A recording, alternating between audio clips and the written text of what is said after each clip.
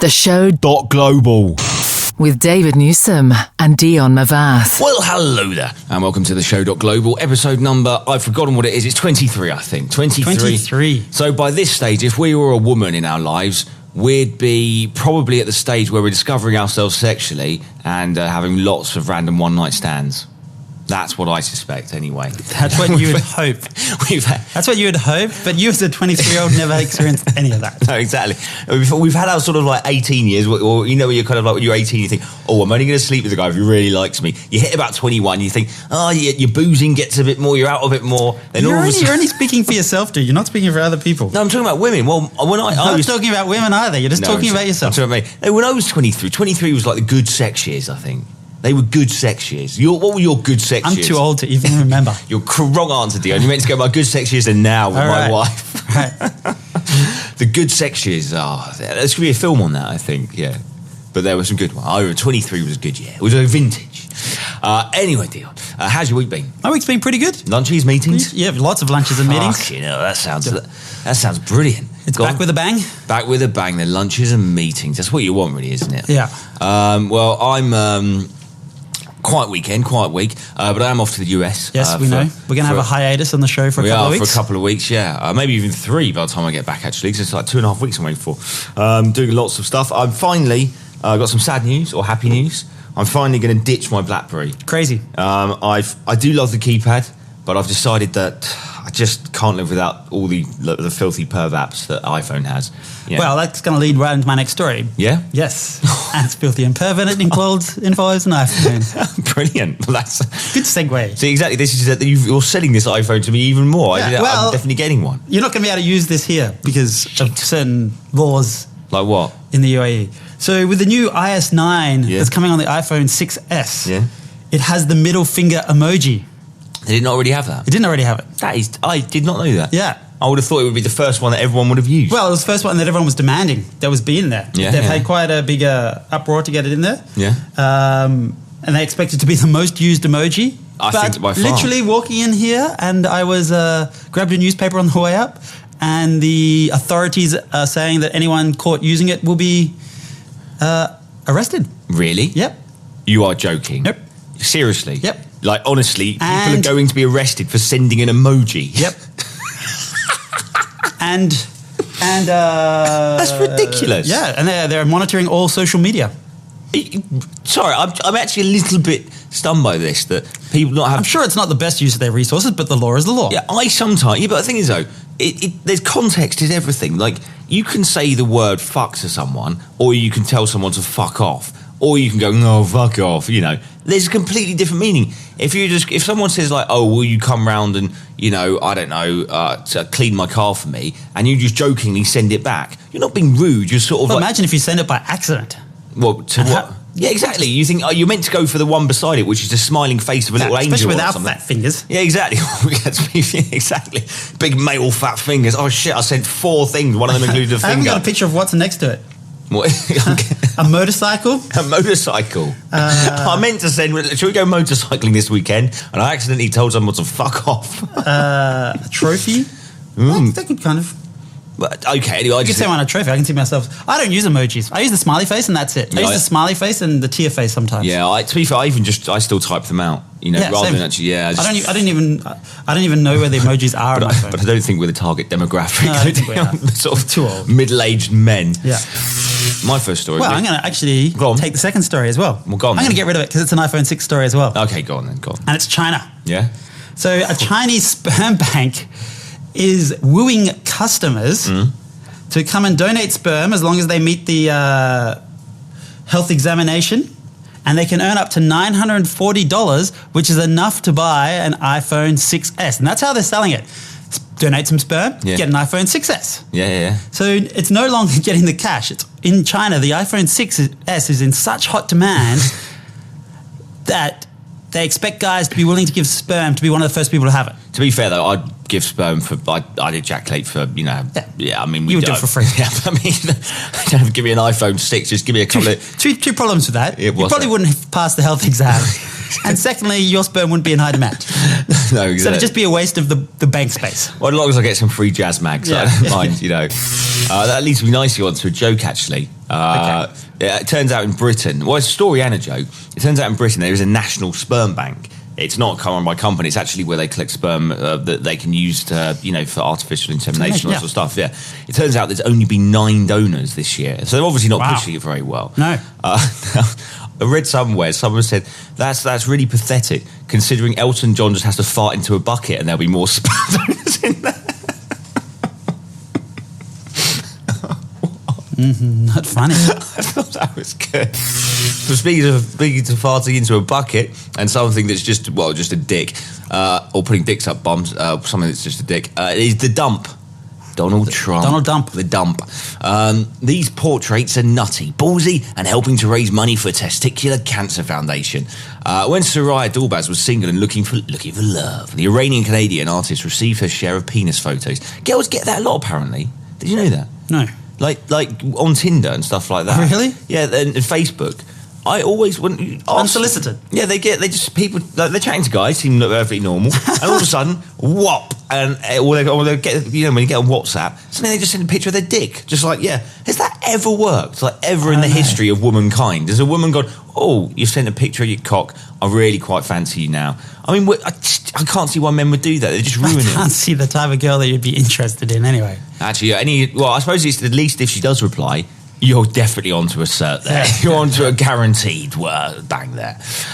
So basically what she's doing, rather than she noticed that a lot of these pictures were, some of them were better than others. Some of them had a good point of view. Some of them were kind of like a bit arty. Arty, yeah. Some of them even dressed them up, like put a little bit of clothing on them and stuff like that. So she's had one someone sent in that looks like fucking Donald Trump. Someone actually dressed up a cock that looks like Donald Trump. I don't know why, I just found that quite funny. But she's actually done it she's doing it in New York at a gallery. Was it New York's 317 gallery? She's been sent. And I'm going to be in New York. She's got one that dicks that look like Saddam Hussein, Adolf Hitler, Kim Jong-un. This is brilliant. Wow. I'm tempted. It starts this Thursday. I fly to New York today. I'm going to go to this gallery. I think you need to take a selfie with you at this gallery. With my dick out? No. Here we go. Here's me with the dicks, and here's my dick. What can I dress mine up as? You won't dress yourself up as anything. Just go there and take a selfie. With all the dicks? With all the dicks. I think I might do this. Anyway, I'm looking forward to that. Dion, what's your next story? My next story is, well, as you know, I'm a cat lover. You've had cats. Yeah. So there's a town in the city in Japan. Yeah. Onamichi. And they're trying to cater for tourists with felines. Yeah. So they've done a Google Maps for cats. It's a cat's eye view of the city in Google Maps. Interesting. Must have.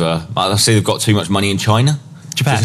So it's a Google. Sorry, I thought it was China because it's just so stupid. No, I think it's a really good idea. Even if you're not a cat, you get a cat's eye view of the city. Yeah. So they've basically strapped cameras to these cats and let them walk around the city and map the city from cameras strapped to the cats. Actually, I quite like that idea. It's a really cool idea, and the video is really cool because you're getting a really low profile of the city of Onamichi. And cats scared. But I'm always amazed that cats aren't scared of stuff. Does it look scary down there? It doesn't. Doesn't. Does it look nice? Does the world look a better place from a cat? It does, actually, I No think. wonder they just sit around all day laying about. They go, the world is brilliant from down here. And they can go high up too. They can get some perspective. So what are they going to do with this now? They're selling it for the tourist markets for people who want to bring their cat to Onamichi. Do people regularly go travelling with their cat? I guess they do in Japan. And I've seen a lot of people travelling in America with their dogs. Yeah, but that's a dog. You kind of can't leave it on its own. True. With a cat flap. It needs to sort of be walks and stuff. Where, but do people actually no, tell a lie. My next door neighbour, who's literally next door, obviously being a next door neighbour, that sort of is anyway. Yeah. She has 4 cats and she does travel with them. I've seen her actually with 4 cats. I'm like, seriously, 4 cats. You're travelling with 4 cat boxes, and she flies to. She actually flies to like Lebanon and back. I think she's Lebanese. I was like, you're mental. Why don't you just leave them there? She also complains about the noise every night as well, and things like that, and regularly calls the police on me. So she's a bitch. That's explainable. Yeah. So Dion, my next story. A woman has used a fake penis to pose as a man. Yes, I don't quite understand this, but yes. Well, I think what it was is that the story broke last week when this girl discovered that her boyfriend wasn't actually her boyfriend; it was her best friend, who was a girl using a strap-on. Yeah. So she was blindfolded the whole time, right? Yeah. No, she wasn't in the dark as well because she said that he was ill or something, or she was ill. and she had a disfigurement she had a car accident and she had brain cancer. She had all scars and everything. So the person kept the lights off, and she was actually getting fucked with a strap on by a girl that she'd met online, I think. But you know, the best bit about this story, though, is nothing to do with that. It says some good punning. I love when a newspaper says stuff like a good pun. The penis was fake, but the verdict was real. That is just good. I just love that. The rest of the story's shit, but I just thought that was good. Dion, what's your next story? I don't have any more stories. You are rubbish. You are rubbish. Dion, have you ever been during sex? Anybody walked in on you before? No. No? No. Your mother? No. Masturbating? Everyone walked in on you before? Nope. Really? Why? Really? I know. That surprises me, Dion. Someone like you as a child. I imagine the good-looking bloke you were as a child. So far from the truth. I imagine you would have been just wanking 24/7, and there has been a lot of opportunities for you to get caught. I think I did once. Very embarrassing. But when big cats do it in South Africa, they get rather angry.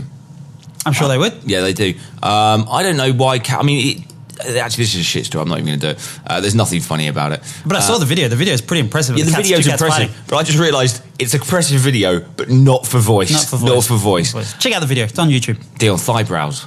I've seen this. It's a thing now. Oh my God. It's not a good thing for me. It's not a good thing. I don't think it is. I don't appreciate thighbrows. I don't like thighbrows. I don't like thighbrows. Thighbrows are not for me. I'm not a big butt man, and I'm not going to lie about it. I mean, it's nothing to do with butts, though, is it? Well, it is, because it's the thigh coming from... And what a thighbrow is, when you kneel down and your legs kind of... It's the crease. The crease in between your stomach and your legs, there's that crease. And if you look at it from the front, it looks like two eyebrows. And it's called a thighbrow. And a lot of celebrities are uploading pictures of their thighbrows now. You've had the thigh gap, the thighbrow. I blame Kim Kardashian for this. All these sort of things. Anything to do with this has got to be something to do with the Kardashians involved. It's all for curvy women. It's curvy women trying to recapture the market, I think. So you must have really good thighbrows then, Dee. Yes, my thighbrows are impressive. They must be amazing. I just don't think it's ridiculous. If you're ever contemplating... I don't know. I think this is just curvy women trying to prove that they're sexy when, at the end of the day, women are sexy, full stop. Yeah. All shapes and sizes. Well, yeah, if you ever think you're doing this, just don't, really. Just don't do it. Draw some eyes on your legs and make a whole face out of it. See, that would be good. That would be fun. That would be a proper thighbrow. Yeah. Draw actual eyebrows on that would be brilliant. I like that idea. I think if you're going to do thighbrows, do them properly. Put some mascara on. Maybe get your pubes out and stretch them over a bit. And maybe just cut them off, stick them on. That's some 1970s stuff there, 1970s. So they're actual thighbrows, so you actually just have bits of pube just stuck there along the creases and all that. Or you could just use mascara and draw them on. Yeah, okay, yeah. You could do that, Dion. Yeah. You could do that. Or fake eyelashes or something like that. Dion, I've got a Grey Army story. Okay, perfect. It's not really a Grey Army story because they're not really doing anything apart from just going somewhere, but it's a nice story. The Grey Army, for those who don't know, are people that are basically out there having it. They're basically old, they're decrepit, they're grey, and they're still doing stuff that people half their age basically can't do. However, this is something that everyone could do because it's just visiting a place and it's nothing to do really with the Grey Army. But an American couple love the UK swimming pool so much, which is odd because it's shit weather in the UK. They've holidayed there for 44 consecutive years, and they're from Boston. And they actually fly. It's quite a Bill Donald, 91, has taken his wife Thelma, 87, on an annual 3-week pilgrimage to Plymouth Lido. You know these open air pools? Yeah. Like literally in the UK, they are shit. They've usually got plasters everywhere, cold. And it's always cold. It's even always when raining. It's warm, the water's cold. Yeah, exactly. It's just freezing. It's just because the UK doesn't get hot enough to warm up anything. The pilgrimage to the Lido, they've done it. They met during the D-Day celebrations, and they've returned every single year. That's fantastic. That's mad. That is. I like seeing old couples hold hands and things like that. Yeah. There was a really big video going around the YouTube viral on social media last week of an old man waiting for his wife in the airport with some flowers and. Oh, it was sweet. That's sweet. He probably hates her though. He's probably just I'm got sure so. They've had some issues in their marriage. They've probably got it's probably Stockholm syndrome. You're so just sort of, oh God, she's beaten me into submission, that when you sort of without her you think, oh, I need her, even though that she's an absolute scumbag and you just want to kill her. You've fallen in, you sort of, is that what love is? No. Is that what love is? Stockholm syndrome? Are people just confusing it, the two? I'm in love. No, you've got Stockholm syndrome. I suspect it could be. I just thought that was a nice story. I hope one day to be like that, but the chances are it's not very low. Yeah, I need to find someone first to give me that Stockholm syndrome before it can happen. Dion, you've got Stockholm syndrome yet? No. Okay, you in love? Yes. Oh, that was quick. That was good. The wife will be happy. You literally It's a very easy answer. You didn't even have to think about that. In fact, it was almost too quick. It was almost too quick. Yes. Dion, my final story. It's a woman. She's my hero of the week. Oh, yes. Susan Dawson, 66, Britain's longest-serving dominatrix, is retiring her whip. Wow. Oh, She's picking up a walking cane instead? Oh, that's good. That's good. She's just sitting there at PO with a walk out, just beating people, just too into it. Yeah. 66, Susan Dawson is hanging up the old handcuffs. No, we're not expecting a retirement gold watch to be sent to Mistress Susan Dawson, who at the age of 66 is packing up her handcuffs and whips. But as long as they've done, what is it? She's been paddling the bottoms of Britain's finest for more than 25 years, is retiring. I just think she's closed up her seaside guest house in Great Yarmouth, from where she offered the bed and breakfast and bondage service. That's different. I like that. Bed, breakfast and bondage. Hello, sir. That's good marketing. How would you like your eggs? How would you like your eggs? Well beaten. Whipped up, please. Could you whip me up some bondage? Lovely. Whip me up some food, love. Yeah, I just love that. She's my hero of the week. She's still 66. She's got a husband, though, as well. Her husband, Paul, fully supported her. He says she's natural because she's so bossy. There you go. Basically, all women, all wives, could be our dominatrix, really, aren't they? Because they're just bossy little bitches. Dion, but that's pretty much it. I'm out of stories as well. I sense the enthusiasm for my holiday has somewhat overtaken the preparation. Probably. For the show. Thanks very much for listening. It has been TheShow.global, episode 23. You can email us to show.global@gmail.com or etc., blah, blah, blah. Find us on Facebook, blah, blah, blah, blah, blah. Dion, anything you want to add? Nope, that's it. No, your head's looking lovely today, by the way. Thanks, You're looking particularly shiny. I'll see you, we'll see you at the same time, same place, in about, 3 weeks time. Have a great time. Don't do anything I wouldn't do. And if you can't be good, then always wear a condom. Cheers. Bye. Cheers. Bye. That was TheShow.global with David Newsum and Dion Mavath. Subscribe and listen at www.theshow.global.